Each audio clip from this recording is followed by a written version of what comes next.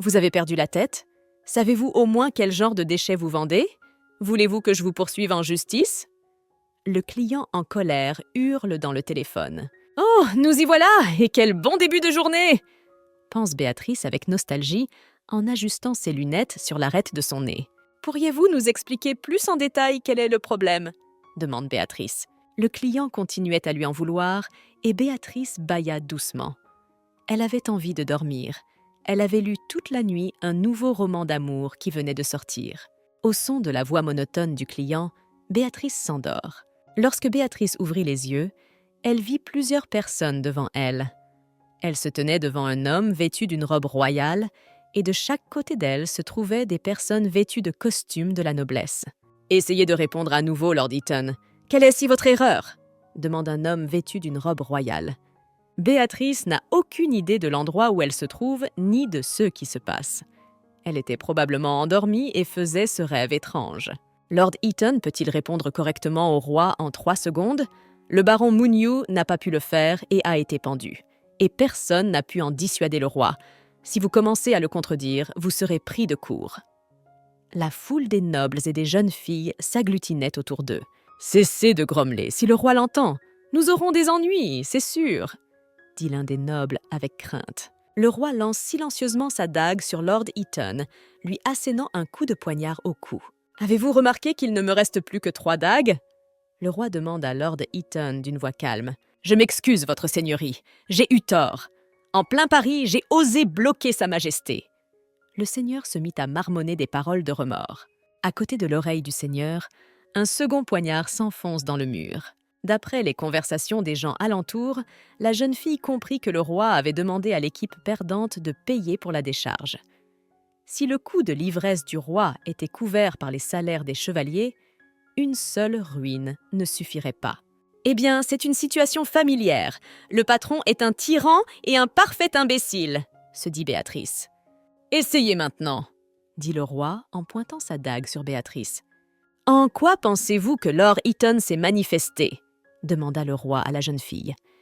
Béatrice se rendit compte qu'elle avait lu dans le roman d'hier des histoires de poignards, de pieux, de boissons et d'un chevalier appelé Eaton. Suis-je vraiment en train de rêver du roman d'hier soir? Et si ce n'était pas un rêve? J'ai soudain été emportée par une force incroyable dans l'intrigue du livre que j'ai lu. La jeune fille se dit avec crainte. Béatrice travaillait depuis plusieurs années comme conseillère dans un centre d'appel. Essie's Sense s'était atrophié à cause des réprimandes constantes des clients. Son seul exutoire était les romans d'amour. Si nous parlons de l'intrigue du dernier livre que j'ai lu, son personnage principal était une princesse d'un petit pays. Elle a été amenée à devenir la concubine de l'empereur, le personnage principal. Il convient de noter que la description du livre mentionnait qu'il s'agissait d'une tragédie et d'un drame. Au point culminant du roman, une rébellion a éclaté et le palais impérial est tombé. Le protagoniste s'est ensuite suicidé sous les yeux de l'héroïne. Le livre se termine par l'incapacité du personnage principal à se remettre de la mort de son amant, ce qui lui fait perdre la raison. Si la jeune fille est dans un livre, elle est face au personnage principal du roman. Il s'agit de l'empereur d'Isronia, Cardan Zéon. Il a les cheveux noirs comme de la poix et l'iris de ses yeux est couleur sang. Dans le livre, il est décrit comme un bel homme à l'arête nasale ciselée et au menton sculpté. L'apparence de l'empereur ressemblait à une œuvre d'art créée par un génie.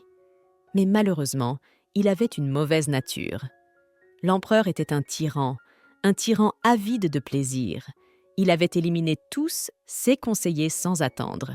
L'empereur était un rare coureur de jupons, qui ne manquait pas une seule jupe. Et son monde intérieur n'était pas aussi beau que son extérieur. « Vous ne pensez à rien de distrayant en ce moment, n'est-ce pas? Tu écoutes attentivement ce que je te dis ?» demanda l'empereur à la jeune fille en faisant tourner une autre dague dans ses mains. « Oui, vous avez raison. » La jeune fille s'empressa de répondre. Elle avait peur d'être tuée sur le champ si quelque chose tournait mal ou si elle disait quelque chose de stupide. J'ai toujours su que tu étais le seul à me comprendre. C'est pourquoi je pense que la peine de mort serait un châtiment approprié pour ceux coupables. Êtes-vous d'accord avec moi cette fois-ci? L'empereur demanda à nouveau. Bon sang, et il est totalement différent des personnes avec lesquelles j'ai habituellement affaire. Mes années d'expérience dans les centres d'appel ne me seront probablement d'aucune utilité. Le sort de ce pauvre chevalier dépend de ma seule parole. » La jeune fille pouvait entendre son cœur battre frénétiquement de peur. Ce que Lord Eaton a commis est sans aucun doute un crime grave, mais avant que la sentence ne soit exécutée, ne devrait-on pas lui permettre d'expérimenter un tourment inimaginable? La jeune fille commença prudemment à parler. « Je propose que le seigneur qui a injustement volé la victoire durement acquise par Sa Majesté soit rétrogradé de général de la garde à simple soldat. Je suis sûre que perdre le poste de général de la garde, durement gagné, serait pire que la mort pour Lord Eaton. D'accord, c'est ce que nous allons faire. Seulement, malheureusement, la vue du sang tôt le matin a ruiné mon humeur. Il faut faire quelque chose pour y remédier. » L'empereur justicier réfléchit. Certains nobles lui suggèrent d'inviter des danseurs venus des terres du Sud. « Je ne veux pas. » Les nobles lui suggèrent alors d'inviter des masseuses pour aider l'empereur à soulager sa fatigue. Cardan leur répondit qu'il ne le souhaitait pas non plus. « Il n'y a personne devant moi ?» Soudain, l'empereur s'exclama. « Je ne sais pas qui c'est, mais cette personne n'a manifestement pas de chance, » se dit Béatrice. En se retournant, la jeune fille se rendit compte que les regards de toutes les personnes présentes étaient dirigés dans sa direction. « Ne me dites pas que l'empereur parle de moi maintenant ? Ce n'est pas possible !» pensa Béatrice avec un frisson de surprise. « Princesse Erina Valois, vous aurez toute mon attention aujourd'hui. » L'empereur tonna. « Pourquoi moi encore ? C'est la deuxième fois qu'il m'aborde. Combien de fois encore ? Je sais qu'il est hors de question que je m'engage avec cet homme. S'il n'aime pas ça, je serai une cible pour les poignards. Ce serait un grand honneur si je pouvais vous divertir, mais je ne suis pas sûre de pouvoir satisfaire vos goûts esthétiques. » Béatrice a d'abord tremblé. « Je suis confus. Je propose donc que nous mettions fin à notre rencontre ici. » Avec un soupir déçu, l'empereur dit « Lorsque Béatrice, qui s'appelle Erina dans ce livre, quitta la salle du trône, elle s'adossa à la porte. 6 jambes tremblaient de tension nerveuse. Je suis une bonne fille, après tout. J'ai réussi à survivre cette fois. Mais ce n'est quand même pas humain d'entrer dans le corps de quelqu'un d'autre au milieu d'un rassemblement aussi effrayant, » se dit la jeune fille. Des larmes de soulagement coulèrent sur ses joues. Je me souviens que dans d'autres romans, les filles piégées se réveillaient dans des conditions plus favorables. En général, les filles ouvraient les yeux dans leur lit, se dit Béatrice avec irritation. « Attendez, comment l'empereur m'a-t-il appelée? N'a-t-il pas dit princesse Erina Valois? Et il s'avère que j'étais dans le corps de cette même princesse ?» La jeune fille se figea sur place, effrayée. Béatrice, alias Erina, s'est approchée de la fenêtre et a regardé son reflet. Dans l'histoire, Erina Valois était un personnage négatif mineur. Bien qu'il y ait peu d'épisodes avec elle, Béatrice se souvenait que c'était Erina qui parvenait à calmer l'empereur, même lorsqu'il l'injuriait. Désormais, Béatrice devait toujours sourire à l'empereur, même s'il la traitait avec rudesse. Le fait est que Cardan était habitué à ce qu'Erina lui sourit tout le temps et le traite avec gentillesse. Bien que cette héroïne mineure ait laissé une profonde impression d'elle-même, un triste destin l'attendait. Elle s'est un jour opposée à l'ordre de l'empereur de construire une serre pour le protagoniste parce que cela grevait le budget impérial. Parce que la jeune fille a désobéi à l'empereur, elle a été exécutée. Eh bien, c'est horrible! Tous les gens normaux se retrouvent dans les corps des personnages principaux, mais pourquoi suis-je la seule à être transportée dans un personnage voué à une mort rapide? Béatrice se tordit la tête de désespoir. Et je suis également intéressée par une question. Dans la novella, la princesse Valois et l'empereur entretenaient une relation normale de supérieur à subordonné. Rien de plus, rien de moins. Alors, pourquoi a-t-il choisi Erina pour le divertir? Y a-t-il une intrigue cachée que je ne connais pas? Mais il est trop tôt pour deviner. J'ai trop peu d'informations. Je dois d'abord voir de mes propres yeux de quel genre de monde il s'agit. Béatrice décida d'explorer le château de l'empereur et ses environs. Le monde qu'elle voit paralyse la jeune fille. Il est d'une extrême beauté. En traversant la cour, Béatrice aperçoit Lord Eaton, blessé, que 2 gardes conduisent sous son bras. En voyant la jeune fille, le seigneur et ses serviteurs s'inclinèrent devant elle.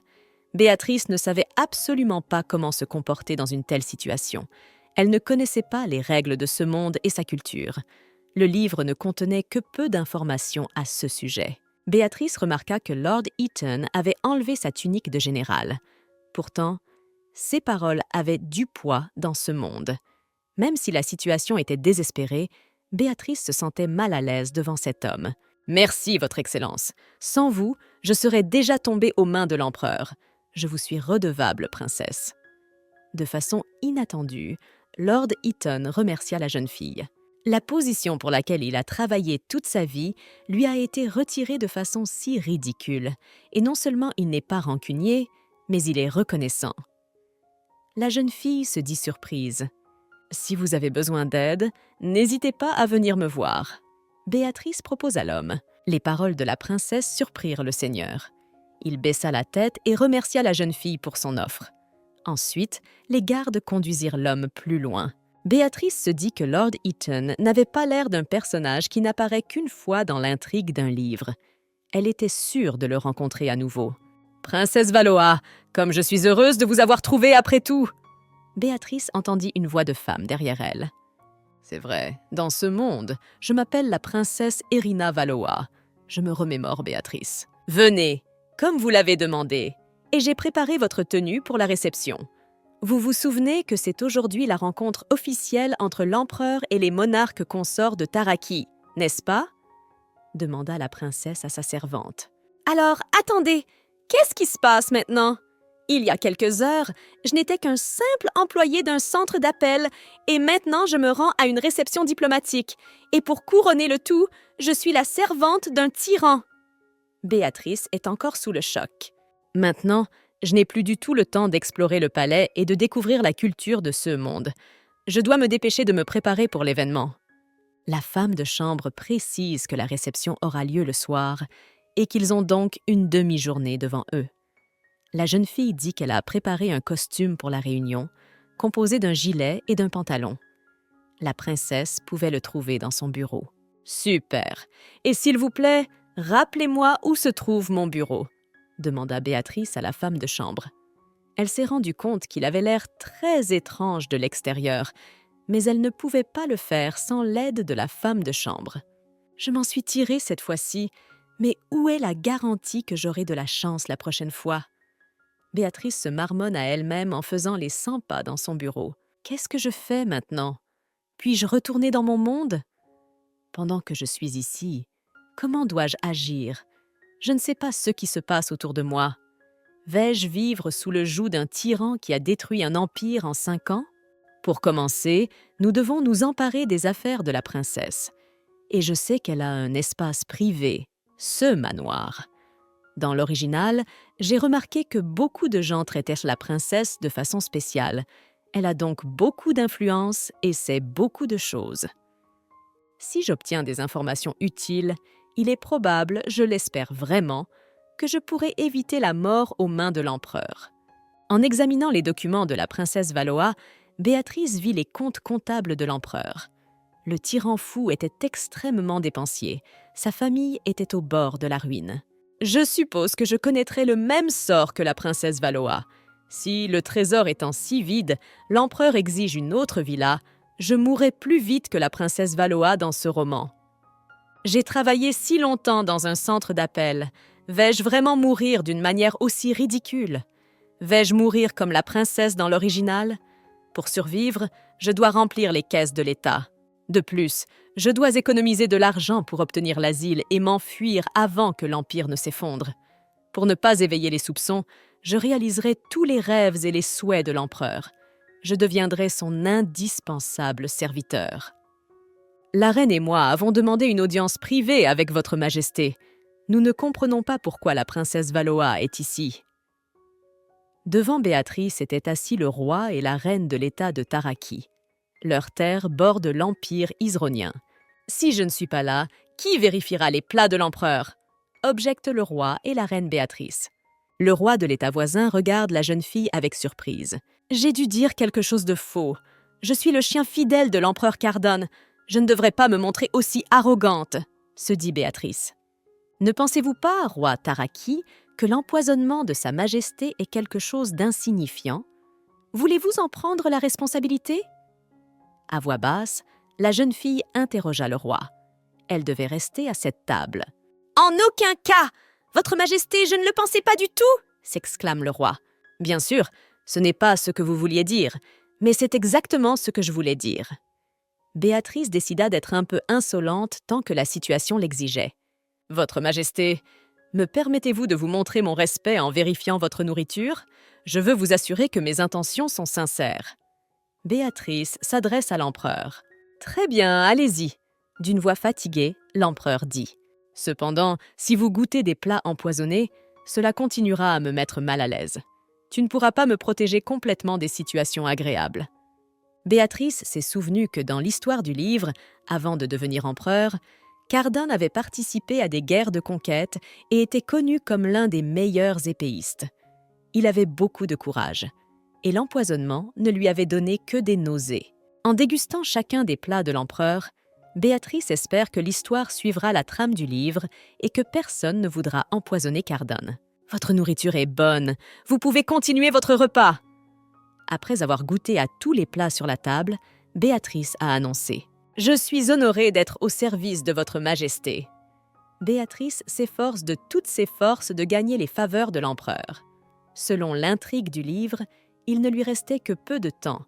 Aussi la jeune fille décida-t-elle de mettre de côté toutes ses craintes et de ne pas tarder. « Voulez-vous dire que grâce à votre travail acharné, je peux passer au repas sans crainte ?» demanda l'empereur à la jeune fille. « Cependant, » dit l'empereur en prenant un couteau de table. « Vous savez, couper un steak est tellement fastidieux. » L'empereur plonge son regard dans celui de Béatrice. Béatrice se précipita à la cuisine et emporta le steak déjà coupé en petits morceaux. Elle savait que si elle n'accédait pas à la demande de l'empereur à l'instant même, elle devrait dire adieu à sa vie dans quelques secondes. « Le steak est quand même magnifiquement coupé, il est très agréable à manger, » loua l'empereur. « Tout va bien, sauf qu'il fait un peu chaud à l'intérieur, » marmonne l'empereur. Béatrice a pris l'éventail de la reine sur la table et a commencé à éventer l'empereur avec. La jeune fille ordonne d'ouvrir d'urgence toutes les fenêtres de la pièce. « Votre Majesté, préférez-vous cette façon de faire? Êtes-vous à l'aise dans cette pièce maintenant ?» demande Béatrice à l'empereur. « Cet éventail pue le parfum dégoûtant. Arrêtez de l'agiter, » ordonne Cardan. Béatrice se précipite vers la fenêtre et y jette son éventail. La jeune fille a décidé de se débarrasser de tout ce qui pourrait énerver l'empereur. « Mais c'est mon éventail. Il appartenait à ma mère et c'est un souvenir d'elle pour moi. » La reine marmonne. « Merde, il y a de nouveau une situation dans ma vie qui nécessite une solution urgente. Et comment me sortir de cette situation ?» se dit la jeune fille avec crainte. « Je n'aime pas cette statue près de la fenêtre. Elle est trop éblouissante.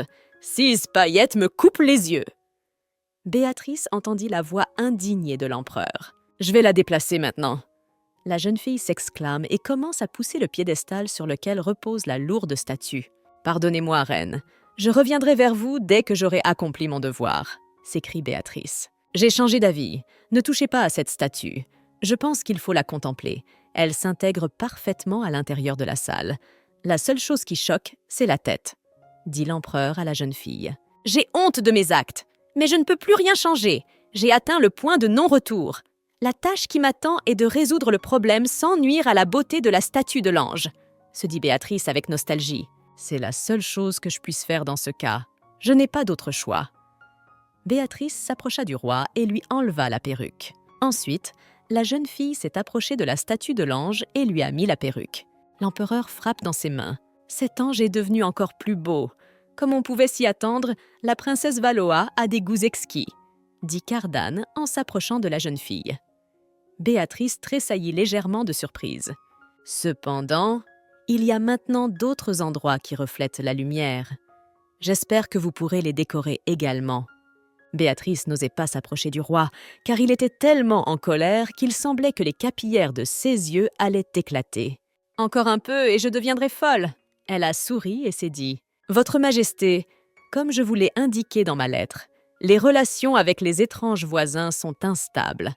En raison de l'escalade du conflit dans la zone frontalière, ils ont causé des dommages mineurs, mais tout de même importants, » dit le roi du pays voisin à l'empereur. « J'aimerais avoir votre avis sur ce qui se passe. Je comprends maintenant la raison pour laquelle C.S. Jean ont subi l'humiliation. Ils veulent proposer à Cardan, en tant que souverain, de jouer le rôle de médiateur dans le conflit. » Béatrice réalise soudain. Mais leur idée est extrêmement naïve. Ce tyran mène une vie insouciante. Il est peu probable qu'il veuille résoudre ces différends. Je ne vous presse pas pour obtenir une réponse. Vous pouvez prendre votre temps. J'attendrai. Je crois vraiment que cette affaire mérite votre attention. Le royaume d'Esseland est également limitrophe de votre empire, dit le roi après une pause. Béatrice a frémi involontairement en entendant le nom du royaume. Dans l'histoire du livre, c'est le royaume d'Esseland qui conduira l'empire d'Isronius à l'effondrement. Esseland est d'ailleurs la patrie du protagoniste. Il y aura un banquet au printemps prochain. Organisez-y une réunion et discutez-en dans une atmosphère amicale. Je pense qu'une conversation fructueuse lèvera tout malentendu, répondit l'empereur. Ce n'est pas exactement ce que le roi et la reine veulent entendre, mais ils ne se lèvent pas pour contrer l'empereur.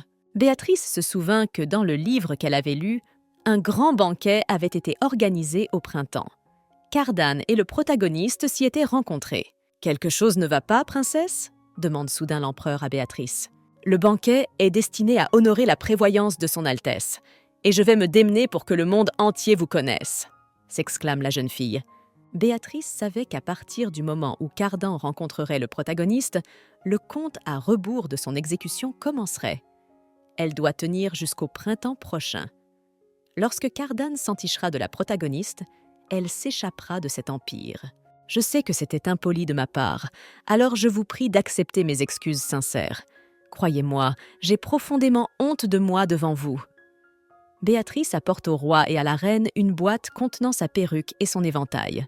Par hasard, j'ai gâché des choses si chères à votre cœur. Je regrette surtout d'avoir dû déranger Sa Majesté. Je voudrais me racheter auprès de vous.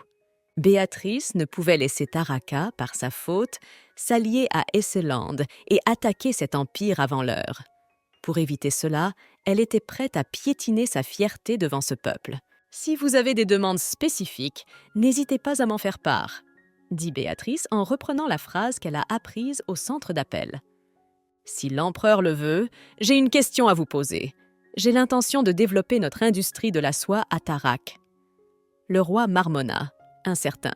« Oui, bien sûr, je pense que cela peut se faire sans trop de problèmes. » Béatrice se fendit d'un sourire joyeux.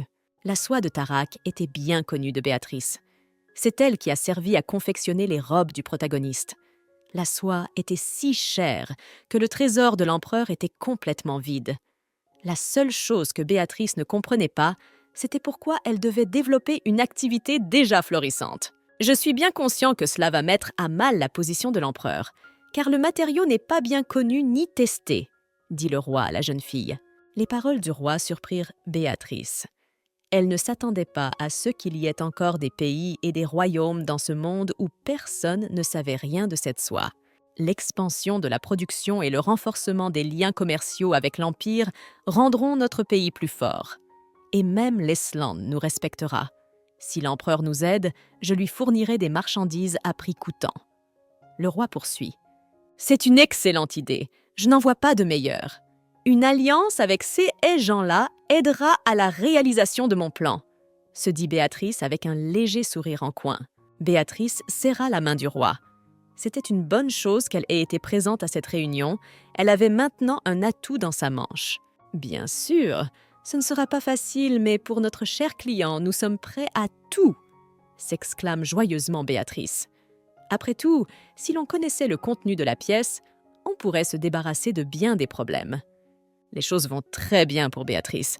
La seule chose qui l'ennuie, c'est que l'empereur se trouve maintenant dans son bureau. Pourquoi est-il ici maintenant et pas dans un pub? Il jette mes papiers, que j'ai soigneusement rangés toute la nuit. Béatrice est dépitée. Je le savais, ton travail est parfait. L'empereur félicite la jeune fille. Je me demande toujours pourquoi vous avez sauvé Lord Eaton.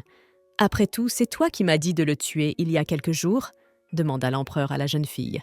Vous avez dit vous-même que cette personne sur laquelle vous avez régné plus tôt est passée à l'impératrice douairière et qu'elle doit donc être éliminée. La princesse avait-elle vraiment Lord Eaton sous sa responsabilité? Et pourquoi l'impératrice apparaît-elle si tôt dans l'histoire? Elle doit se révéler dans la seconde moitié du roman, lorsqu'elle transmet des informations secrètes à Esseland, se demanda Béatrice. Trouvez une excuse qui résout la situation, mais ne l'aidez pas à nouveau comme vous l'avez fait en perdant le match de polo. Je sais que tu prendras la meilleure décision, comme d'habitude. Je suis constamment en train de faire tes courses. Pourquoi ne penses-tu pas enfin à moi aussi ?» L'empereur demanda soudain. « Vous vous souvenez du contrat, n'est-ce pas ?» Cardan touche avec précaution le visage d'une Béatrice incompréhensive. « Ce n'est pas la même chose que de s'amuser avec des humains, c'est beaucoup plus intéressant, » dit l'empereur d'une voix calme. Plus Béatrice apprenait à connaître la princesse, plus elle se rendait compte de la fourberie et de la méchanceté de cette femme. « Et quel est le contrat ? Je ne me souviens pas que l'œuvre originale en ait parlé, mais c'est certainement une information importante. » La jeune fille décida qu'elle y réfléchirait un peu plus tard. Pour l'instant, elle avait des préoccupations un peu différentes. L'empereur garda son regard dédaigneux sur la jeune fille. Elle devait trouver rapidement une solution pour ne pas perdre la tête. « Je m'excuse d'avoir dérangé l'empereur. Dès maintenant, je vais me débarrasser de tout ce qui vous dérange. » Béatrice s'exclama et s'inclina devant l'empereur. La jeune fille ouvre les battants de la fenêtre et monte sur le rebord. « J'espère que je vais survivre. J'ai vu une pelouse molle sous la fenêtre ici. Je ne mourrai pas de la chute. Je serai contusionnée. Au pire, je me casserai quelque chose. Je n'ai qu'à me sacrifier pour plaire au tyran. » Béatrice se prépare à sauter. La jeune fille s'apprête à sauter par la fenêtre quand, soudain, l'empereur l'attrape par la peau du cou et la fait entrer dans la pièce. Sans plus attendre, l'empereur pousse la jeune fille à terre. « Cela suffit. Passez d'abord un contrat, puis sautez tant que vous voulez, » dit l'empereur d'une voix furieuse. Lorsque Cardan fut parti et que Béatrice se retrouva à nouveau seule dans le bureau, elle décida de parcourir à nouveau les vieux papiers de la princesse. Selon Cardan, la princesse Valoa avait passé ou comptait passer un contrat avec lui. Cette femme avait un tel pouvoir qu'elle pouvait commander le général de la garde impériale comme un chien fidèle. Elle avait également l'impératrice douairière sous son contrôle. Cependant, si je suis prise en flagrant délit de ne pas être une vraie princesse et de ne rien savoir du traité, j'apprendrai de nouvelles formes d'exécution. Ce livre rappelle une fois de plus à Béatrice son sort peu enviable. En examinant les documents de la princesse, Béatrice a trouvé des lettres que la femme échangeait secrètement avec des familles nobles. Toutes les lois qui ont été modifiées depuis que la princesse est devenue Premier ministre ne profitent qu'à la famille Valois. Le rapport, sous le nom de code « Assistance à l'empereur », transmis par Lord Eaton, contient des informations sur tous les mouvements de l'empereur. Maintenant, je sais exactement pourquoi Cardan m'a regardée de cette façon. Le vrai tyran, après tout, n'est pas Cardan, mais la princesse Valoa. Comme pour confirmer le pouvoir caché de la princesse, Béatrice trouva plusieurs objets étranges dans son bureau. Un livre intitulé « Guide pour nourrir les pigeons » et une encyclopédie des herbes vénéneuses figuraient parmi les documents de travail. Dans l'un des tiroirs de son bureau, Béatrice a trouvé le portrait d'une jeune fille. Le visage de la jeune fille lui semblait familier. Elle l'avait déjà vu quelque part. Une jeune servante aux cheveux clairs fait entrer le chariot contenant le dîner dans le bureau de la princesse. La jeune fille commença à disposer soigneusement les plats sur la table. Béatrice observa le travail de la servante en silence. Exactement. La table est la même et elle est réglée comme il est dit dans le livre sur le nourrissage des pigeons. Béatrice a enfin compris ce qui la préoccupait depuis tout ce temps.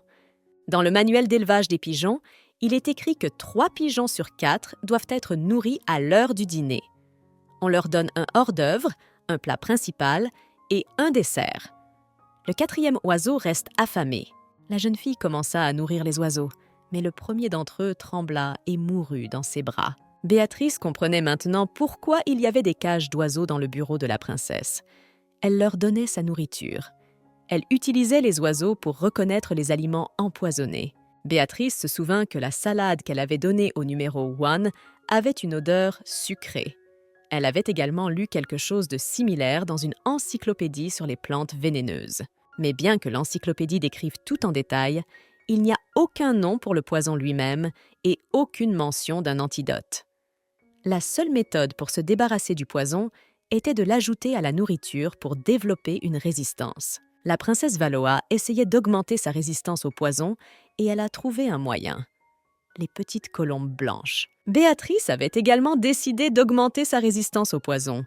Si la princesse faisait cela, c'est qu'il y avait une bonne raison. La princesse craignait sans doute que quelqu'un ne l'empoisonne. Mais qui voudrait la voir morte?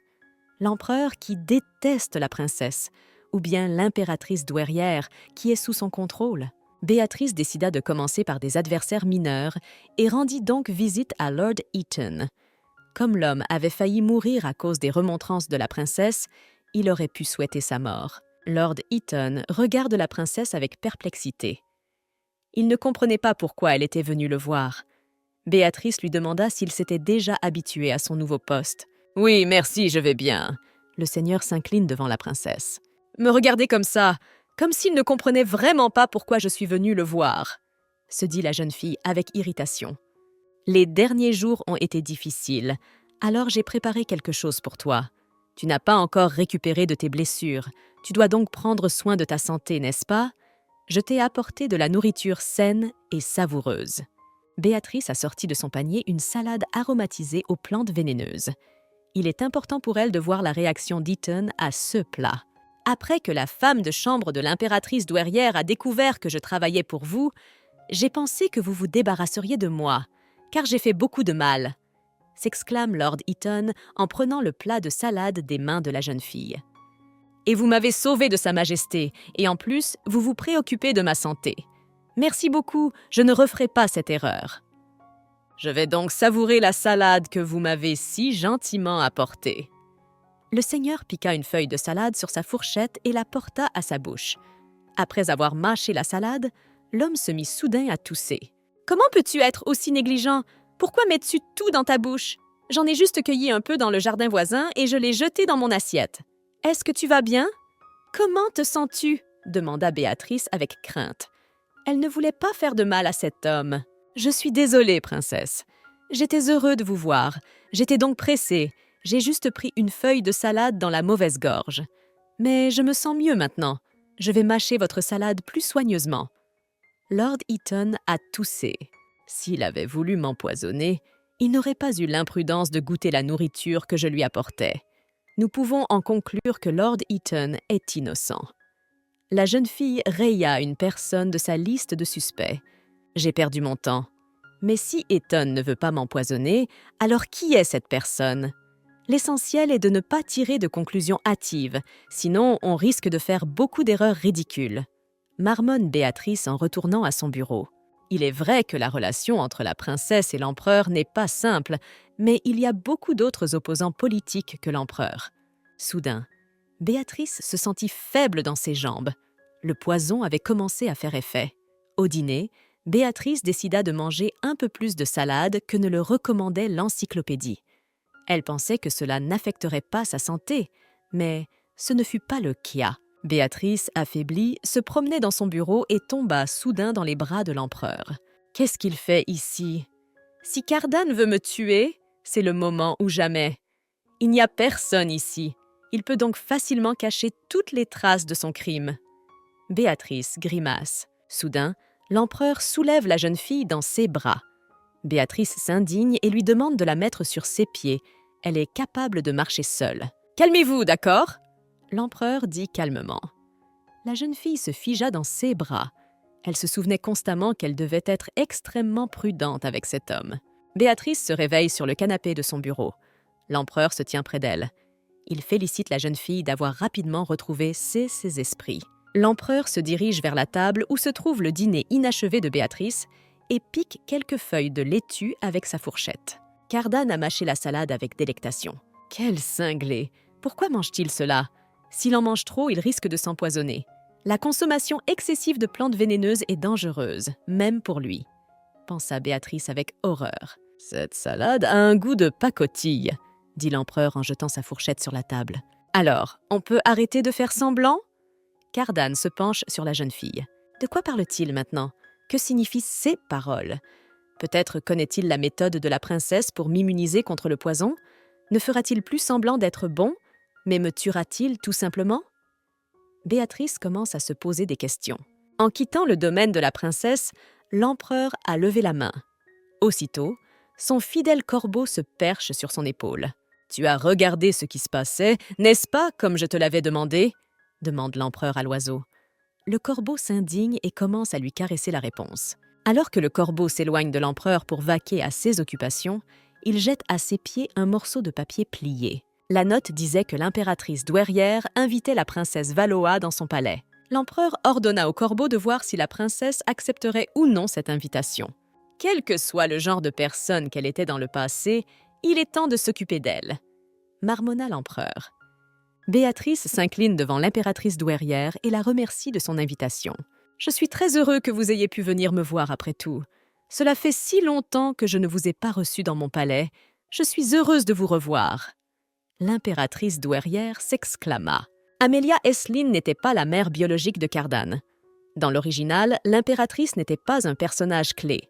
Elle n'a transmis qu'une seule fois des secrets d'État à Esseland, son pays d'origine. D'après l'histoire, l'impératrice douairière n'était pas une personne puissante qui pouvait faire du mal à qui que ce soit. Mais la jeune fille devait tout de même être extrêmement prudente avec elle. Béatrice ne savait pas jusqu'au bout de quoi cette femme était capable. « Je souhaite vous saluer de la même manière », dit l'impératrice en levant tous ses doigts, sauf le pouce. C'est le geste de bienvenue d'Aesland. Il est mentionné à plusieurs reprises dans le roman. Lorsque la protagoniste a tendu la main à l'empereur en islandique, celui-ci l'a immédiatement embrassée. Béatrice a pu voir ce signe de ses propres yeux. Lorsqu'elle vit la salutation, la jeune fille réalisa pleinement qu'elle occupait le corps de quelqu'un d'autre. « Ayant appris que vous souhaitiez me rendre visite, j'ai préparé un thé sucré », dit l'impératrice douairière en invitant la princesse à se mettre à table. « J'espère qu'elle n'essaiera pas de m'empoisonner aujourd'hui », se dit Béatrice en prenant une petite gorgée de thé. « Tu es vraiment si occupée que tu ne peux même pas m'accorder quelques minutes ?» demanda Amelia. « Pardonnez-moi, j'ai manqué de tact. Vous n'avez pas accepté mes invitations, invoquant vos occupations, et j'avais perdu l'espoir que vous me rendiez visite un jour. C'était très contrariant. » Béatrice se souvient qu'elle a vu dans les notes de la princesse qu'elle a souvent été invitée par l'impératrice douairière. Cette femme veut-elle vraiment se rapprocher de la princesse Valoa? Que veut-elle? Elle a l'air bon enfant, mais je dois la tester, décida Béatrice. Il est mal vu de venir les mains vides, alors j'ai un cadeau pour vous. Ne le refusez pas, je l'ai choisi moi-même. C'est un thé à base de fleurs de mérisa. Béatrice s'exclama et sortit son cadeau de son sac. Le mélisa est une fleur particulière. N'est-il pas préférable d'utiliser des herbes parfumées pour le thé? L'impératrice douairière demanda en souriant. Vous avez raison. Les plantes à l'arôme fort sont très bonnes dans le thé, mais je préfère les notes de la mélisa. Contrairement aux racines, ces fleurs ne sont pas toxiques et peuvent être consommées sans crainte. Béatrice rassure la femme. Béatrice remarqua que la jeune fille qui l'avait aidée à préparer le thé tremblait de tout son corps. Le premier soir, c'est la même fille qui avait mis la table pour Béatrice. Le comportement de la servante intéresse beaucoup Béatrice et elle décide de l'interroger lorsqu'elle aura des preuves tangibles. « Dépêchez-vous de remplir la coupe de l'impératrice douairière !» ordonne Béatrice à la servante. La servante prend une bouilloire de thé, mais trébuche et en verse le contenu sur le sol. La servante tombe à genoux devant Béatrice et commence à s'excuser pour ce qui s'est passé. « Tu vas bien ?» demanda Amelia avec crainte. « Je vais bien. Heureusement, le thé a déjà refroidi, donc je ne suis pas blessée. J'aimerais rester plus longtemps avec vous, mais je dois choisir une tenue pour une prochaine réunion. » répondit Béatrice à la femme et s'empressa de s'excuser. Béatrice remarqua que les deux servantes de l'impératrice se regardaient l'une l'autre. Elle en conclut que c'est Amelia qui voulait l'empoisonner. « Je suis sûre que c'est l'impératrice douairière qui a soudoyé la servante pour qu'elle me donne régulièrement du poison. Reste à savoir pourquoi. Qu'est-ce qu'Amelia gagne à la mort d'une princesse ?» se dit Béatrice. Au moment de se séparer, l'impératrice demande à Béatrice de lui rendre visite aussi souvent que possible. Elle a également dit à la princesse de ne pas faire une confiance aveugle à l'empereur. J'ai du mal à comprendre ce que pense vraiment l'impératrice douairière. Je n'ai toujours pas compris pourquoi la princesse a retenu Amelia. Il n'y a aucune trace de cela dans les documents. Ces derniers temps, j'ai l'impression que je préférerais mourir empoisonnée plutôt que d'être exécutée. Une bonne chose, j'ai enfin trouvé qui est derrière tout ça. Il ne me reste plus qu'à surveiller l'impératrice douairière. La jeune fille regarde par la fenêtre et voit l'empereur discuter avec sa servante, qui sert le thé lors d'une réunion avec l'impératrice douairière. Qu'est-ce qui se passe maintenant? Cette fille n'est-elle pas une complice de l'impératrice? Pourquoi est-elle seule avec Cardan? Et même tard dans la nuit? Quelle horreur se passe autour de moi?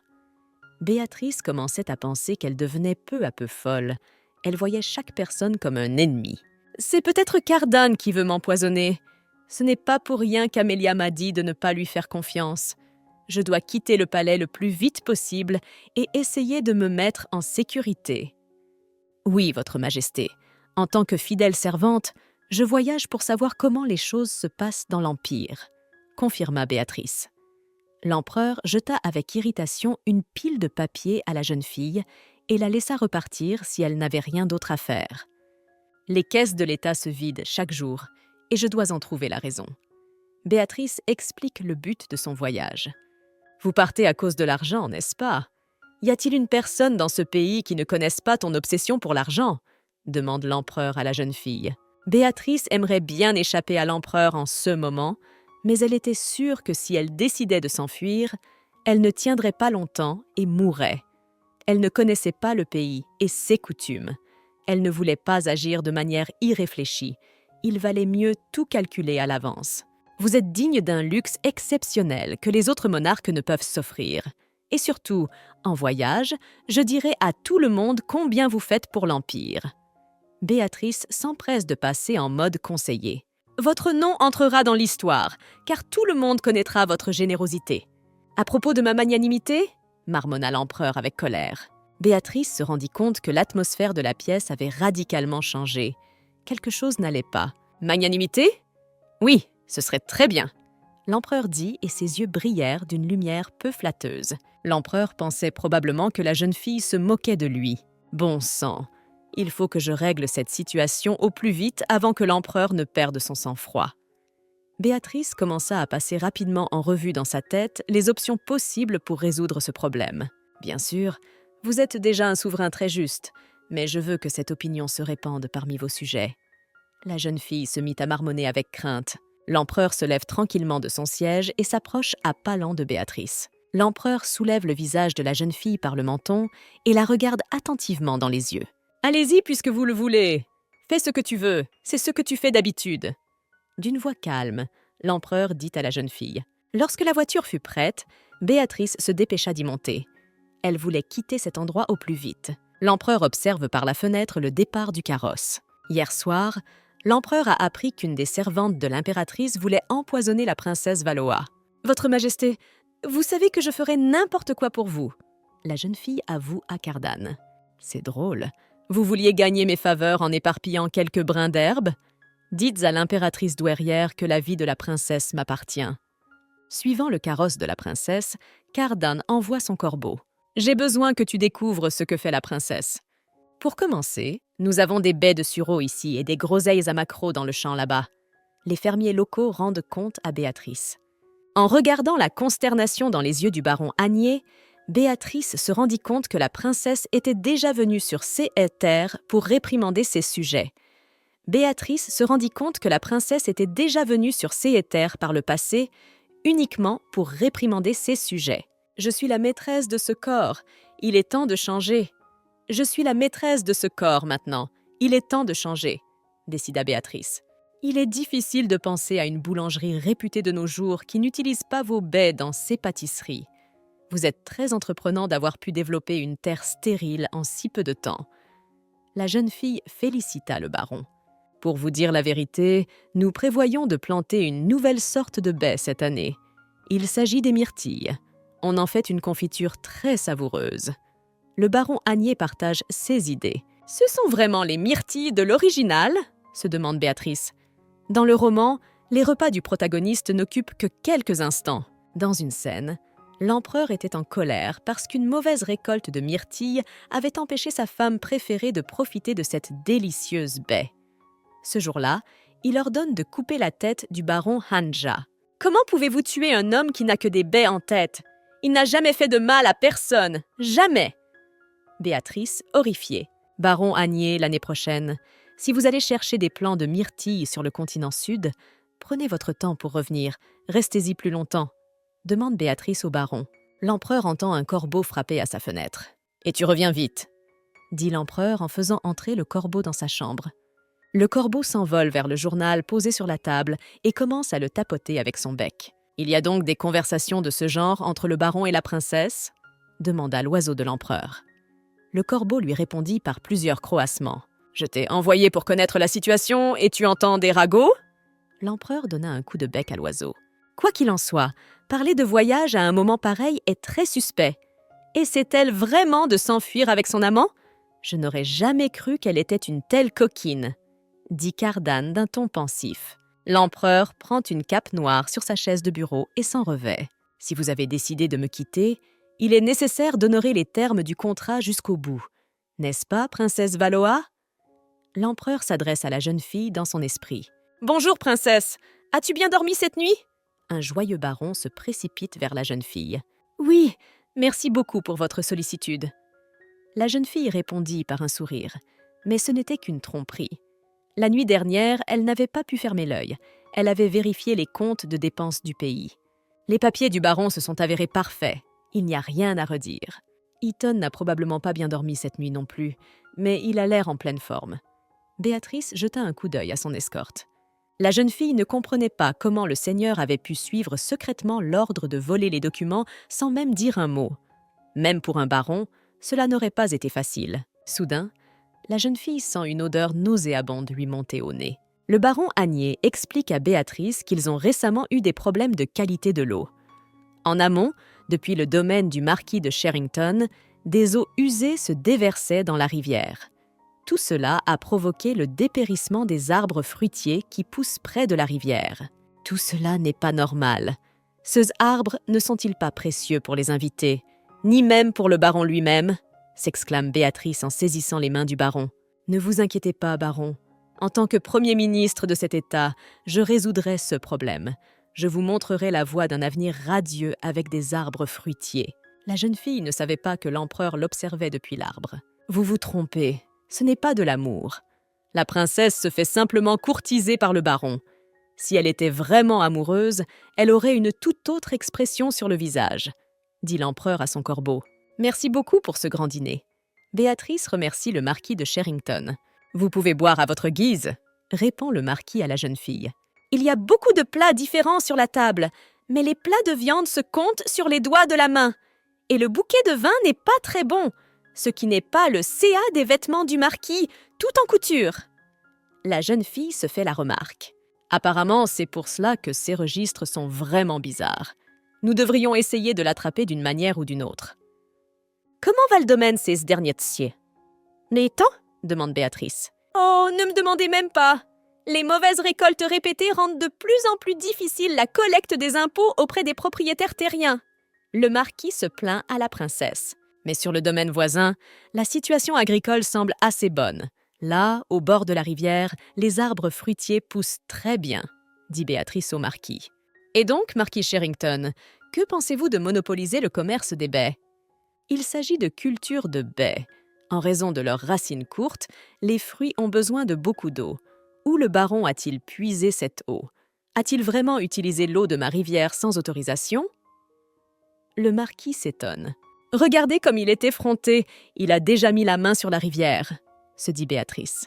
« Puisque son commerce de baies prospère grâce à l'eau de la rivière qui coule sur vos terres, les bénéfices sont les vôtres. Je peux vous aider à les obtenir, » propose Béatrice. « Pour tout vous dire, j'ai une idée. Je vous propose de construire un barrage. Ainsi, le baron ne pourra plus cultiver de baies sur ses terres. Et vous, marquis, vous ferez prospérer votre propre commerce de baies grâce au barrage. » En vérité, on dit qu'il n'y a pas de limite à votre sagesse. Le marquis s'exclame joyeusement. « Mais réfléchissez bien, marquis Sherrington. Le coût de la construction du barrage est très élevé. Serez-vous en mesure de couvrir tous les coûts après quelques mauvaises années de récolte ? » demanda la jeune fille. « Mais la prospérité de vos terres est comme la gloire de l'Empire tout entier. Si vous fournissez quelques documents, l'Empire vous apportera un soutien financier à faible taux d'intérêt. » « Quels sont les documents à fournir ?»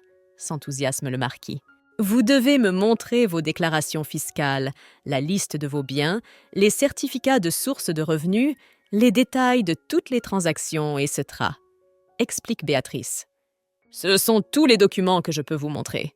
Vous comprenez vous-même que la situation de mon domaine n'est pas des plus favorables, » s'exclame le marquis après avoir procédé à un audit de tous ses fonds. « N'est-ce pas parce que vous gardez secrètement votre argent à l'étranger? Demande Béatrice. De quoi parlez-vous maintenant? Se demande Marquis. Ethan s'est approché de Béatrice et lui a tendu le registre. Lorsqu'il vit le livre, le marquis fut surpris et se figea sur place. Il était surpris que cette fille ait entre les mains le livre qu'il avait caché dans le coffre-fort. En feuilletant le registre, Béatrice a remarqué que le marquis transférait secrètement ses bénéfices nets à Esland.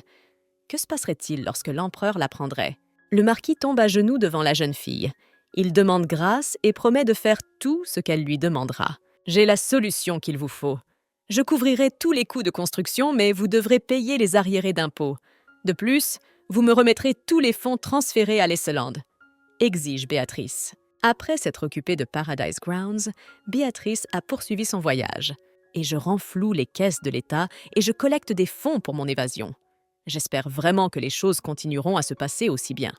Soudain, la voiture bascule sur le côté. Lorsque la voiture s'arrêta, la jeune fille se dépêcha d'en sortir.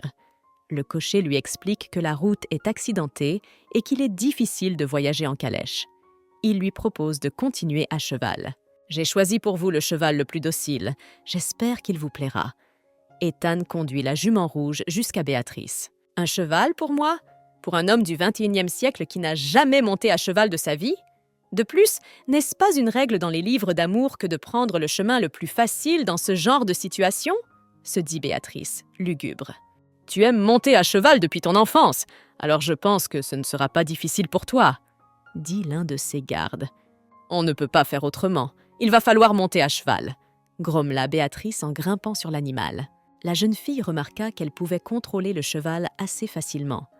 Apparemment, la mémoire musculaire de la princesse était encore intacte. Ce n'était pas aussi grave qu'on aurait pu le croire au début. Soudain, le cheval se cabra et, brusquement, s'enfonça dans les profondeurs de la forêt. « Il y a manifestement quelque chose qui ne va pas avec cet animal, » se dit Béatrice, effrayée. « Ce cheval a probablement reçu un médicament de quelqu'un. Il me désobéit totalement.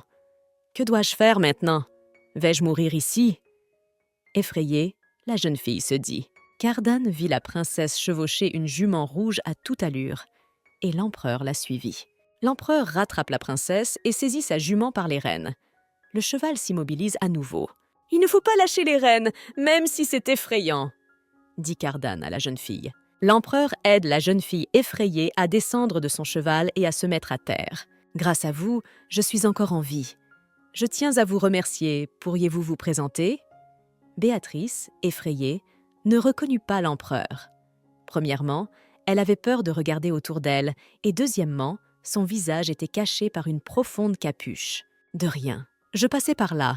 J'ai vu que vous aviez des problèmes et j'ai décidé de vous aider. Je pense aussi que tu devrais jeter un coup d'œil à ceci, » dit l'empereur à la jeune fille. Un homme a retiré un morceau de verre de sous la selle. Il en déduit que c'est un morceau de verre qui a causé l'accident. « Non, ce n'était pas un accident. Quelqu'un essayait vraiment de me tuer, » se dit Béatrice en examinant le tesson de verre. 16 gardes se sont précipités sur Béatrice. Ils lui ont demandé avec crainte si elle allait bien. Béatrice explique qu'elle va bien grâce à un voyageur de passage. Ethan s'incline devant la princesse et lui dit que c'est de sa faute, car c'est lui qui a choisi ce cheval pour la jeune fille. Cela n'a rien à voir avec vous, car le cheval s'est porté tout seul. Béatrice cacha dans son dos le tesson de verre qu'elle avait trouvé sous la selle. Ethan enlève sa tunique et la jette sur la jeune fille. « Vous avez l'air fatiguée. Devrions-nous développer le camp ?» demande Ethan à la jeune fille. Béatrice accepte, car elle est effectivement très fatiguée aujourd'hui. Ce tesson est arraché pour être attaché à la selle. Il s'agit bien d'un acte commis par quelqu'un de mon entourage. Mais qui essaie de me tuer, après tout? Qui suis-je en train de gêner? Se demande Béatrice. Soudain, les pigeons de la tente se mettent à crier très fort. En se retournant, la jeune fille aperçoit un homme qui brandit une épée dans sa direction. Béatrice esquiva à la dernière fraction de seconde. La fille était en fuite. Avant que la jeune fille ne puisse sauter hors de la tente, l'homme à l'épée la saisit par la peau du cou. La princesse Valoa faisait ce qu'il fallait. Au lieu de sauver les autres par sympathie inutile, j'aurais dû me fier à son jugement, elle qui a survécu à toutes les attaques possibles, se dit Béatrice avec nostalgie en regardant l'homme penché sur elle. La jeune fille a été fermement tenue par la peau du cou par Lord Eaton. Soudain, l'empereur fait irruption dans la tente et écarte Ethan de la jeune fille. Cardan sortit son épée de son fourreau. Eaton décida de ne pas se frotter à l'empereur en pleine bataille et sauta précipitamment hors de la tente. Il ne peut pas franchir la montagne aussi facilement. Il a probablement couru vers le chariot, dit Béatrice en attrapant son sauveur par le manteau. Ne le tuez pas. Il y a quelque chose que je dois découvrir de lui. Quelque temps plus tard, l'empereur amena Lord Eaton ligoté à Béatrice. Il a assommé tous les gardes. Tu devrais faire attention, c'est un homme inhabituel. L'empereur avertit la jeune fille. C'est pour cela que personne n'est venu à mon cri. Il s'avère qu'Eaton a étourdi tout le monde. La jeune fille était extrêmement en colère contre le lord. Elle voulait lui arracher tous les cheveux de la tête. Lord Eaton, expliquez-moi pourquoi vous avez fait une telle chose. Je sais mieux que quiconque que vous êtes incapable d'une telle chose. Qui vous a ordonné de me tuer ? Demande Béatrice. Lord Eaton est resté silencieux. Il n'a pas émis le moindre son. Si tu te tais comme ça, je vais devoir te livrer au tribunal en tant que criminel. Béatrice l'avertit. Au mot de la jeune fille, Eaton se crispa. Lorsque les gardes emmènent Eaton, l'empereur dit à Béatrice qu'il serait plus prudent de tuer le seigneur sur place, sans attendre le jugement. Bien sûr, il a raison. Mais quoi qu'il se passe, je ne veux toujours pas tuer des gens. Ce n'est pas comme si j'étais la princesse Valois, je ne suis qu'une employée d'un centre d'appel, se dit Béatrice. Je vous suis reconnaissante de m'avoir sauvée 2 fois, votre majesté. La jeune fille s'inclina devant l'empereur. Je savais qu'il n'y avait rien à te cacher, dit Cardan en retirant la capuche de sa tête.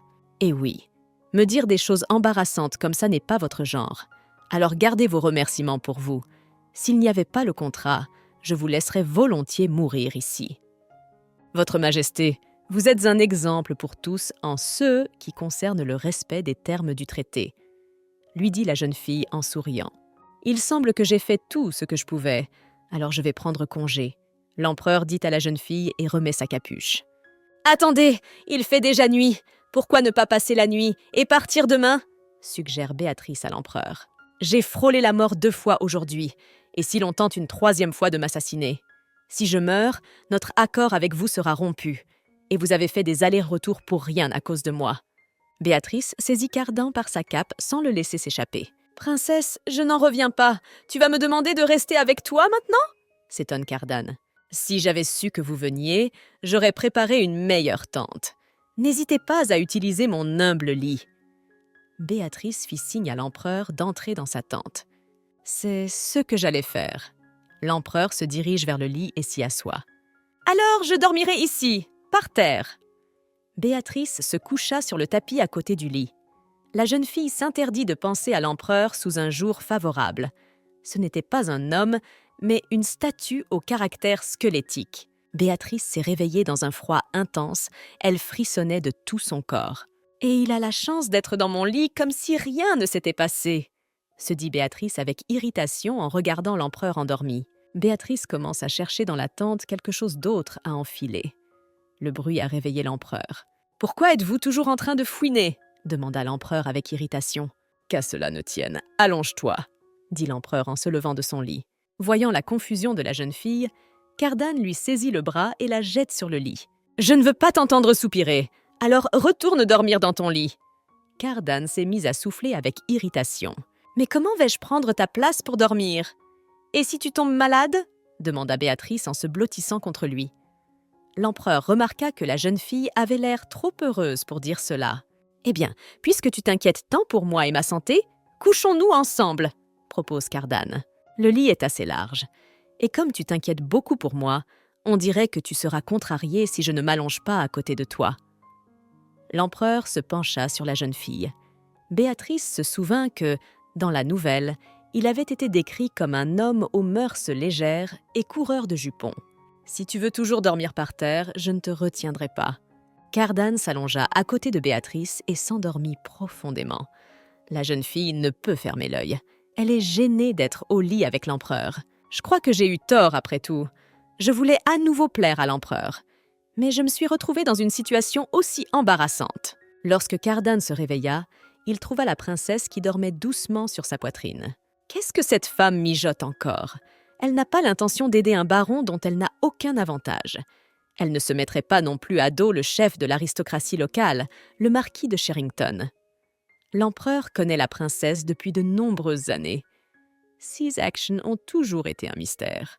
Et surtout, l'ancienne princesse ne se serait pas comportée ainsi avec moi. Vous avez manifestement un plan astucieux, Erina Valoa, chuchota l'empereur en retirant la jeune fille de sa poitrine. Le marquis Sherrington a remis à l'impératrice douairière une note lui annonçant qu'il devait remettre à la princesse Valoa l'argent accumulé dans les fonds fantômes. Je t'avais dit que cette femme aimait l'argent à l'extrême. Amelia sourit. Sa femme de chambre vint trouver l'impératrice douairière et lui dit qu'on avait entendu dire que la princesse Valoa se rendait au domaine du margrave de Gesban. Super. Nos gens sont là à l'instant même. Dites-leur de se préparer à la recevoir. C'est dommage, j'espérais que nous allions nous entendre comme des comploteurs habiles. Au fait, Cardan est-il de retour? Demanda Amelia à la servante. Oui, il a dit qu'il allait faire la fête dans des endroits plus éloignés cette fois-ci. D'après lui, il n'y a plus aucun endroit de la capitale où il n'est pas allé. Alors Sa Majesté est allée chercher des femmes dans d'autres quartiers. Répond la servante. Et comment un tel crétin a-t-il pu se retrouver sur le trône impérial? Avec un hochement de tête satisfait, l'impératrice douairière dit « Et si seulement mon cher fils avait été en vie, cela ne serait jamais arrivé. » Lorsque Béatrice se réveille, l'empereur n'est plus là. La première chose que la jeune fille décida de faire fut de nourrir ses pigeons. S'il n'avait pas fait d'histoires hier soir, on ne sait pas comment la soirée se serait terminée. « Vous avez donc pu amener ces oiseaux jusque dans les terres froides ?» demanda l'empereur en entrant dans la tente. « Et je suis prête. J'ai même apporté un chauffage pour les oiseaux. Nous sommes tout le temps avec eux, alors je m'y suis attachée. » Béatrice soulève le couvre-lit, révélant sous la table un petit poêle destiné à chauffer les oiseaux. Nous avons donc gelé toute la nuit et elle a chauffé les pigeons avec le poêle. L'empereur se dit en serrant les dents. Béatrice vit la colère sur son visage, mais elle ne comprit pas ce que l'empereur n'aimait pas encore. « Excusez-moi, cher client, ou plutôt, chère majesté. Si vous nous dites ce que vous pensez du chauffage, cela nous aidera à améliorer la qualité de notre service, » s'exclame Béatrice. « C'est assez, comme convenu. Je suis restée ici jusqu'au matin et je m'en vais. Tu pourras expliquer toi-même à tes compagnons ce qui se passe ici. » L'empereur beugla et quitta la tente. « Où va-t-il si vite? Il reviendra quand le moment sera venu, » murmura Béatrice. Pour se détendre un peu après une soirée et une nuit bien remplie, l'empereur se rend au pub le plus proche. « Je ne vous ai jamais vu ici auparavant. Par quel destin êtes-vous arrivé sur notre terre ?» Une femme aux cheveux blonds s'approcha de l'empereur et lui passa le bras autour de la taille. « Je cherche de belles femmes, j'en ai assez des femmes de la capitale. » Cardan répond à la jeune fille. « Vous êtes un sacré farceur, n'est-ce pas? Eh bien, si vous cherchez une femme, que diriez-vous de passer cette nuit avec moi ?» Regardant l'empereur d'un air séduisant, la jeune fille lui dit. Du coin de l'œil, l'empereur remarque un homme vêtu d'une longue cape sombre qui l'observe. « Il m'est difficile de dire non à une femme, alors j'accepte votre offre. » Pour être à la hauteur de son titre d'homme à femme, l'empereur emmène la jeune fille dans un salon privé. Il lui demande de ne pas le toucher. L'empereur assomme la jeune fille et la dépose délicatement sur son lit. Il ne restait plus qu'à attendre que la jeune fille reprenne ses esprits. Cet homme a vu mes récentes manigances. Il va donc tranquillement retourner voir l'impératrice douairière et lui rapporter ce qu'il a vu, se dit Cardan. Quel genre de porc dois-je avoir pour agir comme ça? Tout ça commence à m'énerver. Béatrice reçoit la visite de ses gardes et avoue que Lord Eaton s'est échappé. Le seigneur est incroyablement habile et les guerres qui le gardent ont été réduites à l'impuissance. Peut-être devrions-nous organiser une expédition de recherche avant qu'il ne soit trop tard, suggéra le garde. Béatrice avait vu ce que le seigneur avait fait aux hommes qui le gardaient, et elle abandonna la poursuite. Même s'il le trouvait, il était peu probable qu'il s'attaque à lui. Béatrice craignait que le seigneur ne se débarrasse tout simplement de ses poursuivants. Bien qu'il ait été blessé à plusieurs reprises lors du combat contre Cardan, c'est un miracle que nous ayons pu tenir Lord Eaton aussi longtemps avec nos propres forces, se dit Béatrice. La jeune fille savait qu'une vraie princesse aurait agi autrement. Elle aurait tué le seigneur sans hésiter s'il représentait un danger pour elle. Mais Béatrice, bien sûr, n'est pas une princesse. Elle interdit donc de poursuivre le seigneur et ordonne de s'occuper des blessés. Après avoir prodigué les premiers soins aux blessés, La jeune fille et ses sujets se sont rendus au village le plus proche pour s'y installer. « Je suis désolée, princesse. Le village est très petit, il n'y a donc pas d'autre endroit où loger que cette auberge. » dirent les gardes à la jeune fille, et Béatrice n'avait besoin que d'un lit et d'un bain. Soudain, les gardes s'agenouillent devant Béatrice. La jeune fille craignait que leurs blessures fraîches ne s'ouvrent et ne s'infectent. Béatrice leur ordonna de se relever. « Nous avons manqué un assassin. Pourquoi ne nous punissez-vous pas? Ou bien nous laissez-vous le temps de guérir nos blessures afin de pouvoir nous punir plus tard ?» demanda le chef des gardes. Béatrice s'est rendue compte que si elle agissait avec une extrême douceur avec ces personnes, son autorité serait ébranlée. « Oui, vous avez raison. Je vous punirai à mon retour au palais. C'est pourquoi, à partir de maintenant, il ne faut plus commettre de telles erreurs. Mais qui sait, le zèle et la sincérité du garde m'adouciront soudain et j'oublierai l'incident d'aujourd'hui. Par conséquent, ne parlez pas sans rien faire et concentrez-vous sur votre traitement. »« Oui, nous vous protégerons au prix de nos vies !» Les gardes s'exclament. « Votre chambre, princesse Valoa, se trouve au premier étage, au bout du couloir. » L'aubergiste expliqua à la jeune fille. Béatrice était très endormie. Elle n'avait qu'une envie, se doucher rapidement et s'écrouler dans un lit moelleux.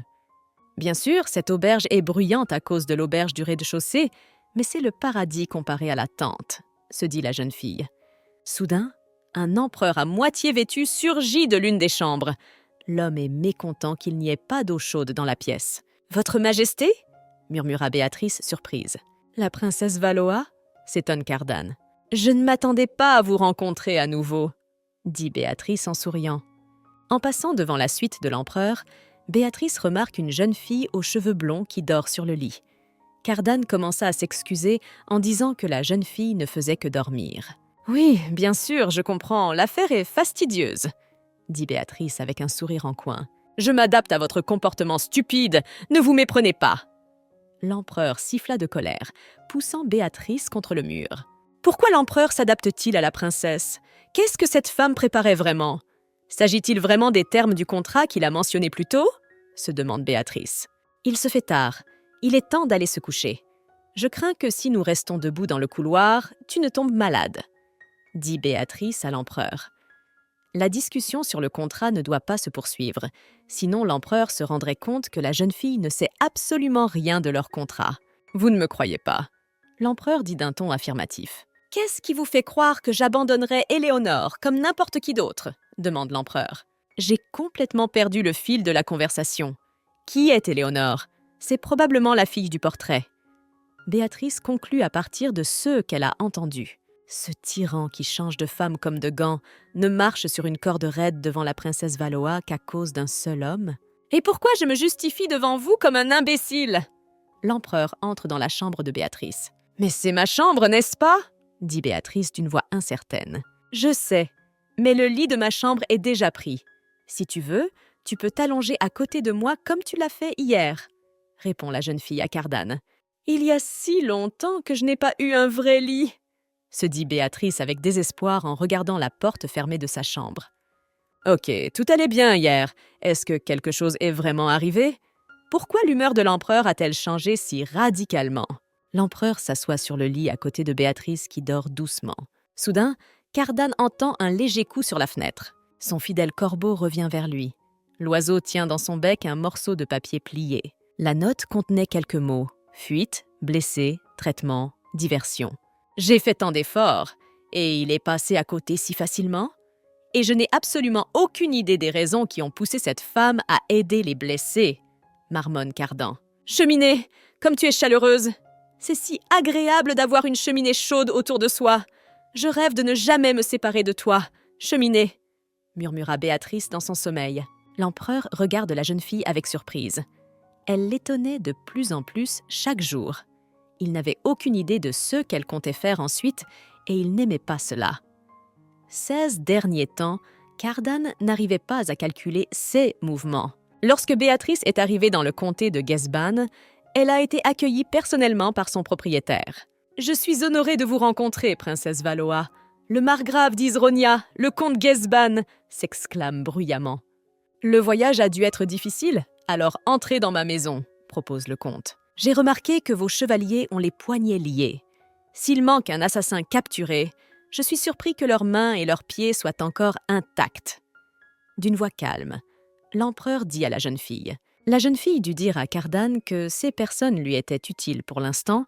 Elle décida de les garder avec elle pour un moment. « Je ne savais pas que la princesse était aussi gracieuse », remarqua Cardan avec un sourire en coin. « Et toi, espèce d'effronté encapuchonné, qu'est-ce qui te prend de déranger un homme occupé? N'hésitez pas à emmener le cheval de la princesse à l'écurie !» ordonna le comte à Cardan.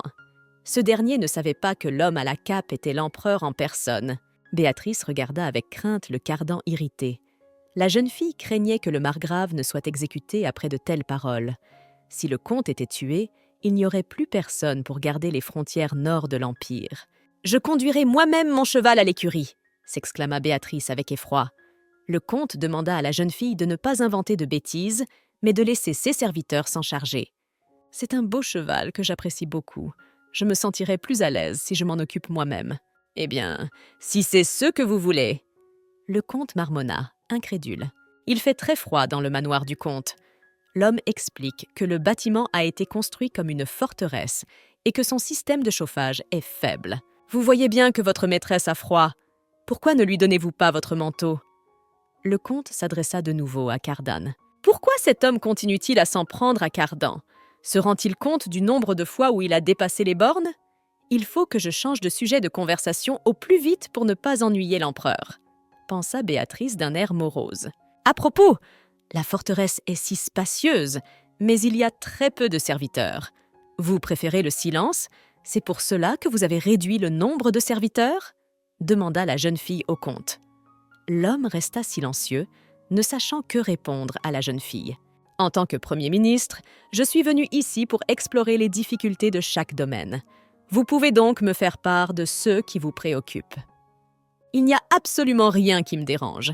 Depuis une génération, ma famille fait ce qu'elle est censée faire. » Le comte Gesban répond à la jeune fille. « Cependant, chaque propriété que j'ai visitée avait ses propres problèmes. Par exemple, dans le domaine de Chania, il était difficile de cultiver à cause de l'eau sale. Je ne crois pas que vous n'ayez absolument aucune difficulté, » dit Béatrice au comte. À contre-cœur, le comte Gesban a avoué qu'il avait récemment un problème qui lui donnait le tournis. En effet, depuis 1 an, des personnes disparaissent sur sa propriété. Que voulez-vous dire par disparaître? Tu veux dire qu'ils déménagent quelque part? Précise Béatrice. Non, ils disparaissent en un instant, comme s'ils avaient été kidnappés. Le nombre de personnes disparues le mois dernier a atteint la 100aine, répond le comte. Est-ce vraiment le début de l'histoire? C'est avec la disparition de personnes dans l'un des domaines du comte que le roman a commencé, pensa Béatrice avec effroi. Dans l'histoire originale, les marchands d'esclaves enlevaient secrètement des personnes et les vendaient au marché noir. L'empereur tyrannique tolérant cette pratique, le commerce d'esclaves s'est développé chaque année. En conséquence, les citoyens de l'Empire se sont lassés de le tolérer et se sont révoltés. Béatrice ne s'attendait pas à rencontrer cette histoire aussi rapidement. La jeune fille n'a pas eu d'autre choix que de résoudre ce problème. « Vraiment? Princesse, vous avez décidé d'enquêter sur cette affaire toute seule ?» s'étonne le comte. « Bien sûr, je vais enquêter sur la question, car plus l'effondrement de l'Empire se rapproche, plus ma vie est courte. Pour gagner du temps afin de m'échapper, je dois retarder le développement de l'histoire originale, et il ne me reste plus qu'à mettre fin à la traite des esclaves, » se dit Béatrice. Le comte ordonne que l'on apporte les meilleurs alcools à la princesse. La jeune fille hésite à boire en plein jour. « Inutile de refuser, votre seigneurie. Quand peut-on boire autrement que par une si belle journée ?» Le comte continue d'insister. « Hé, espèce de pantin, viens ici et sers un verre à ta maîtresse !» Le comte se tourne à nouveau vers Cardan. « Tu seras plus heureuse si un beau garçon te verse de l'alcool qu'un vieil homme comme moi !» chuchota Béatrice à l'oreille du comte. La jeune fille se figea sur place, horrifiée. « Puisque la princesse souhaite que je lui fasse la cour, qui suis-je pour la contredire ?» L'empereur sourit ironiquement et s'incline devant Béatrice. « Au fait, pourquoi n'enlevez-vous pas vos vêtements d'extérieur à l'intérieur ?» demande le comte à Cardan. « Je préfère que cet homme porte une cape, alors je lui interdis de l'enlever. Et de toute façon, j'ai un fétichisme pour la ligne des mâchoires, alors laissez-le dans sa cagoule !» s'exclame Béatrice. « Mais à bien y penser, votre serviteur ne s'est toujours pas présenté à nous. » Le comte continua à plier sa ligne. « Mon nom de famille estimated, Roagna, et je m'appelle Nan », répond Cardan en acceptant la bouteille du comte. Béatrice a été horrifiée par les paroles de Cardan. Si l'on traduisait ce nom et ce prénom en langue Kizron, cela donnerait littéralement « Je ne suis pas une cheminée ». Est-ce que j'ai marmonné quelque chose à propos d'une cheminée dans mon rêve? Et c'est au cours de cette nuit froide que j'ai continué à rêver d'une cuisinière chaude. Nan Roagna, un nom plutôt inhabituel. Le comte marmonna pensif. Puisqu'il est si unique. J'espère que vous ne l'oublierez pas de sitôt, chuchota Béatrice à l'empereur. Ne pouvant plus supporter une telle charge émotionnelle, Béatrice a bu un verre de vin d'un trait. Mon cœur est sur le point de sortir de ma poitrine. Vous pouvez probablement voir maintenant que je suis à 2 doigts de la peine de mort, se dit la jeune fille avec effroi. En parlant de vin, j'en ai déjà bu quelque part, je connais le goût. Il faut que je me souvienne exactement de l'endroit où je l'ai bu. Soudain, la bouche de la jeune fille saigne. Béatrice chancelle et s'effondre sur le sol. Qu'est-ce qui se passe? La princesse s'est-elle évanouie? A-t-elle été empoisonnée? Est-elle vraiment morte? S'exclame le comte, stupéfait. Tu vas te taire. Appelez le médecin et prenez des antipyrétiques. Interrogez tous les habitants de la forteresse et trouvez le coupable, à moins que vous ne vouliez être accusé d'avoir assassiné la princesse. Avec des notes métalliques dans la voix, Cardan dit au comte. Le comte ordonne à ses subordonnés de fermer toutes les portes du manoir et de ne laisser sortir personne. Il demande également qu'on lui amène toute personne ayant touché le vin. C'est une rupture de contrat. Ça ne devrait pas être comme ça. Vous n'avez pas encore rempli votre part du contrat. L'empereur parla avec irritation. Cardan frappe du pied les portes de l'une des pièces. Cardan transporte la jeune fille dans la chambre et la dépose délicatement sur le lit. « Mon sang aidera à soulager les symptômes de l'empoisonnement !» marmonna l'empereur. Il se mordit la lèvre jusqu'au sang et commença à embrasser la jeune fille. Il fallait faire avaler son sang à Béatrice. « Essayez de mourir. Ton corps ne sera pas enterré dans le temple, mais pourrira comme le cadavre d'un criminel. Tu ne peux pas mourir sans ma permission, » murmura l'empereur en serrant la jeune fille contre lui. Il n'y a aucun espoir de guérison. Elle a pris une dose mortelle de meringue. Elle n'a donc aucune chance de s'en sortir. Je pense que vous devriez préparer ses funérailles. En s'inclinant, le médecin dit à l'empereur. Cardan, irrité, a expulsé la guérisseuse de la chambre de Béatrice. Je sais mieux que quiconque à quel point le sort de la princesse est triste et difficile. Tu ne dois pas mourir si facilement. Cesse de faire l'idiote et réveille-toi. Se penchant sur la jeune fille, Cardan murmura. Comme les vêtements de Béatrice sont tachés de sang, Cardan décide de faire le tour des vêtements de la jeune fille pour trouver quelque chose qui lui convienne. Une petite valise attire l'attention de l'empereur. En fouillant dans la valise, l'empereur en sort des documents et un petit cadre. 24 heures plus tard, Béatrice ouvre enfin les yeux. La jeune fille remarqua l'empereur à côté d'elle. L'homme avait l'air très ennuyé. « Savez-vous pourquoi je tiens ceci dans mes mains ?» demande l'empereur à Béatrice en lui montrant le portrait de la jeune fille aux cheveux blonds. Comment ce portrait s'est-il retrouvé en possession de Cardan? La jeune fille réfléchit avec crainte. Béatrice pensa que cette fille avait quelque chose à voir avec le contrat. Elle emporta donc le portrait avec elle et le cacha parmi ses affaires. « Je vous le redemande. Pourquoi avez-vous ce portrait ?» Je répète la question de l'empereur. Béatrice sait que si sa réponse ne satisfait pas l'empereur, elle sera condamnée à mort. « J'ai gardé ce portrait pour laisser un souvenir d'Éléonore, » dit Béatrice. « Vous dites que vous vouliez laisser un souvenir d'elle? Alors dis-moi toi-même quel genre de personne elle est. » Se penchant sur la jeune fille, l'empereur lui demande. Béatrice se souvient que dans l'œuvre originale, la servante de l'impératrice douairière et le protagoniste avaient des cheveux couleur sable comme la fille du portrait. Il est fort probable que cette fille soit importante pour l'empereur. C'est à cause d'elle qu'il est lié par un traité. « C'est la fille préférée de votre majesté. » D'une voix incertaine, Béatrice murmura. Cardan tend silencieusement à Béatrice le portrait de la jeune fille. « Et vraiment, quel est l'intérêt de se poser cette question maintenant? Reposez-vous, reprenez des forces, » dit Cardan, frustré, avant de quitter la pièce. Il dit qu'Éléonore est mon amante. Comme je le pensais, la princesse Valois n'est pas elle-même. Il se passe quelque chose avec cette femme. Ces derniers temps, elle fait des choses qui ne lui ressemblent pas. L'empereur réfléchit en marchant dans le couloir. La princesse ressemble à quelqu'un qui a perdu la mémoire. Si elle ne se souvient pas d'Éléonore, alors elle ne connaît pas le contenu du contrat. Et maintenant, c'est ma dernière chance de récupérer ma mère. C'est une telle joie de vous voir réveillée, maîtresse. Vous savez combien j'étais inquiet quand le médecin a dit que vous n'iriez pas mieux. Des larmes précoces, dit le comte Gesban. C'est probablement grâce à l'utilisation de la méthode de la princesse pour doser le poison contre les comportements addictifs que j'ai survécu. Cette femme est vraiment une personne unique, se dit Béatrice. Vous ne me croirez peut-être pas, mais je n'ai absolument rien à voir avec tout cela, dit le comte à la jeune fille. Je le sais. Béatrice lui répond avec irritation. Elle se rend compte que cet homme ne se préoccupe pas de sa santé, mais de son propre sort. Si je meurs sur ce domaine, la seule conséquence sera l'exécution du comte. C'est tout. C'est clair comme de l'eau de roche. Il n'y a aucune raison pour que le comte me tue. Qu'en est-il des personnes qui avaient accès à ce vin avec eux ? Demanda Béatrice au comte. L'homme rapporta que toutes ces personnes avaient été placées dans le donjon. Je vous promets que, par tous les moyens, je trouverai le coupable. Et je le trouve, s'exclame le comte. Tu n'as pas besoin de faire ça. Faites simplement savoir que la princesse Valois est morte, demanda le comte Béatrice. Je suis mis hors jeu par des gens assez rusés et dangereux.